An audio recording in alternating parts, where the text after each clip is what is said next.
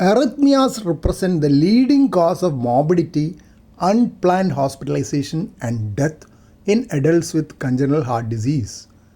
Managing them requires shifting focus from simple rate or rhythm control to an assessment of the underlying substrate, which is an intricate blend of altered native anatomy, chronic hemodynamic stress, and surgical scarring.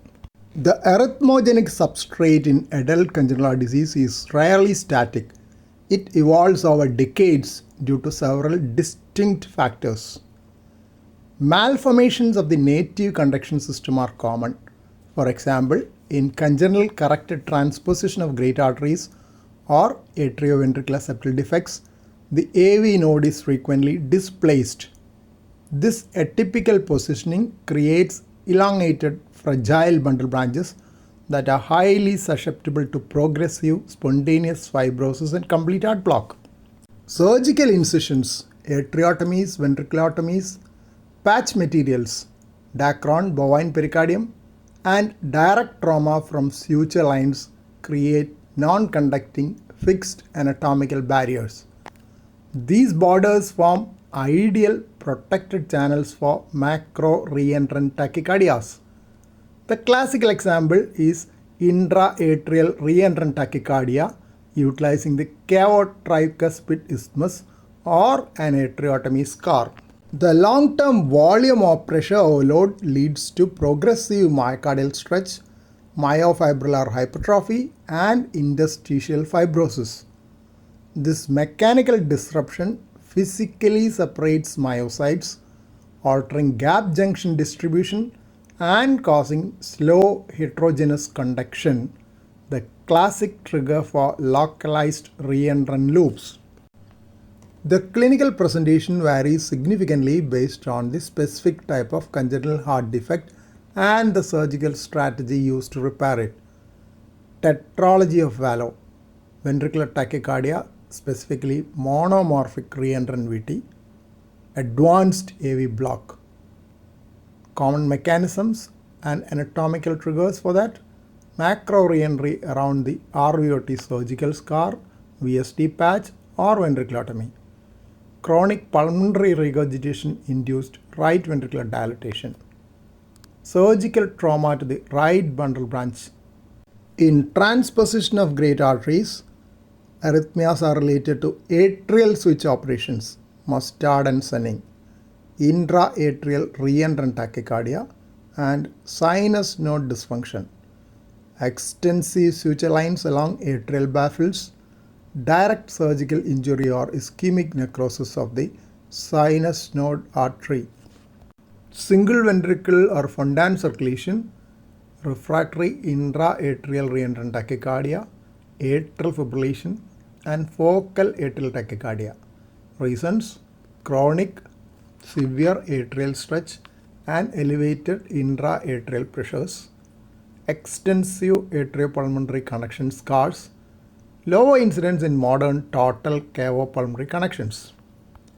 Epstein's anomaly, atrioventricular reentrant tachycardia, atrial fibrillation and flutter, high prevalence up to 30% of accessory pathways, frequently right-sided, multiple, and manifesting as WPW syndrome.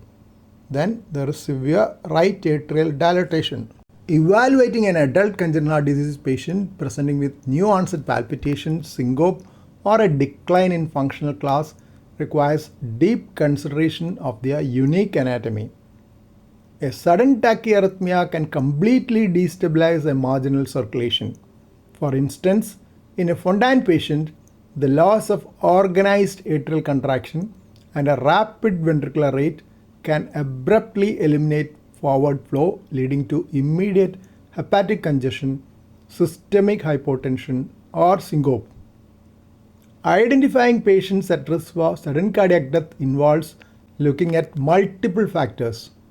A QRS duration greater than or equal to 180 milliseconds on a standard 12-lead ECG remains a classic marker of severe right ventricular dilatation and delayed conduction.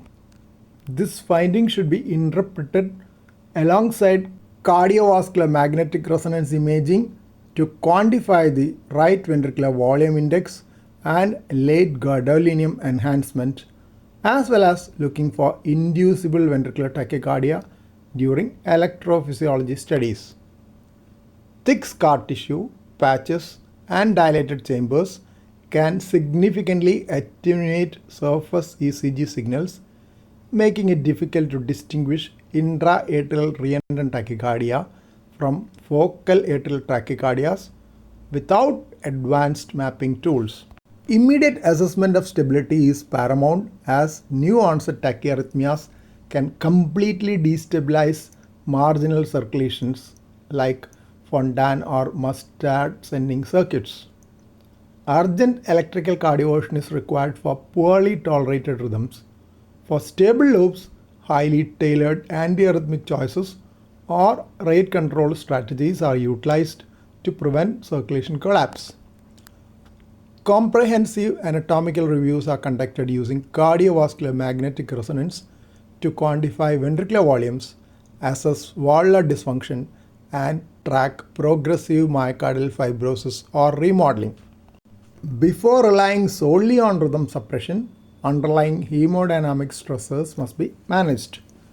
Correcting underlying structural failures, such as a pulmonary valve replacement for severe pulmonary regurgitation in tetralogy of Fallot after repair, is critical to reduce chronic atrial or ventricular stretch and eliminate the mechanical driver of the arrhythmia. High-density 3D electroanatomical mapping is critical for navigating distorted anatomy and identifying slow conduction channels or critical isthmuses tucked between non-conducting surgical scars, incision, and patches. Catheter manipulation is frequently limited by surgically altered venous anatomy, anomalous systemic venous return, or occluded vessels, often necessitating specialized transhepatic, superior, or transbaffle puncture techniques. Direct ablation lines are anchored to unexcitable anatomical boundaries or surgical borders to permanently interrupt macro-reentrant circuits. Cardiac implantable electronic device selection includes pacemakers for sinus node dysfunction or complex AV block and implantable cardioverter defibrillators for sudden cardiac death prevention. Alternative lead routes. Because standard transvenous access to the ventricles can be blocked by baffles or conduits, epicardial lead placement or subcutaneous ICDs are frequently utilized. Long-term risk profiling. Continuous risk stratification relies on surface ECG parameters such as a prolonged QRS duration, 180 milliseconds or more in tetralogy of Fallot, alongside serial imaging to monitor the progression of diffuse fibrosis and refine cardiac resynchronization therapy strategies for biventricular failure. Antiarrhythmic drugs are often poorly tolerated or ineffective as a long-term strategy in this population. Class 1C agents like flecainide, they are contraindicated in patients with structural ventricular disease such as repaired tetralogy of Fallot due to pro-arrhythmic risks. Class 3 agents, example amiodarone sotalol, effective for rhythm control, but long-term amiodarone use carries a high burden of extra cardiac toxicities, thyroid, pulmonary, hepatic. This is a major concern for young adult congenital heart disease patients who face decades of anticipated treatment.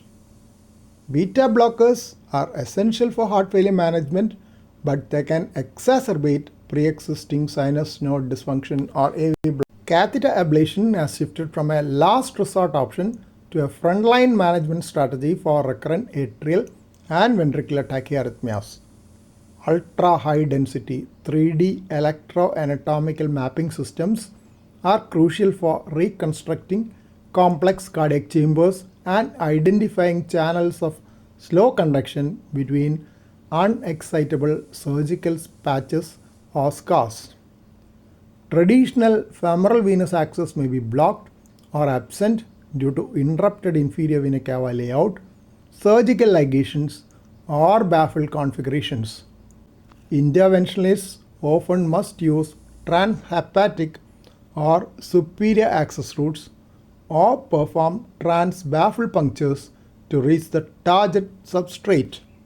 Implantable cardioverter defibrillators and permanent pacemakers face unique structural challenges in adult congenital heart disease patients.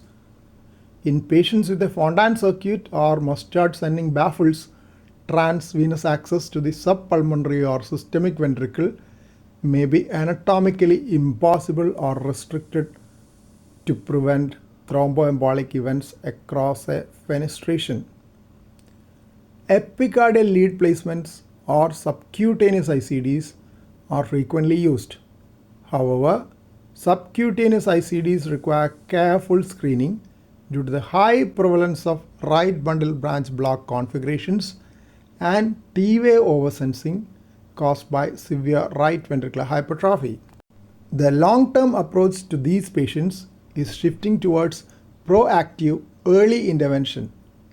When an adult congenital heart disease patient undergoes surgical revision, such as a pulmonary valve replacement for severe chronic pulmonary regurgitation in tetralogy of Fallot, surgeons increasingly perform intraoperative arrhythmia surgery by placing prophylactic cryoablation lines between surgical scars and anatomical boundaries like the tricuspid annulus.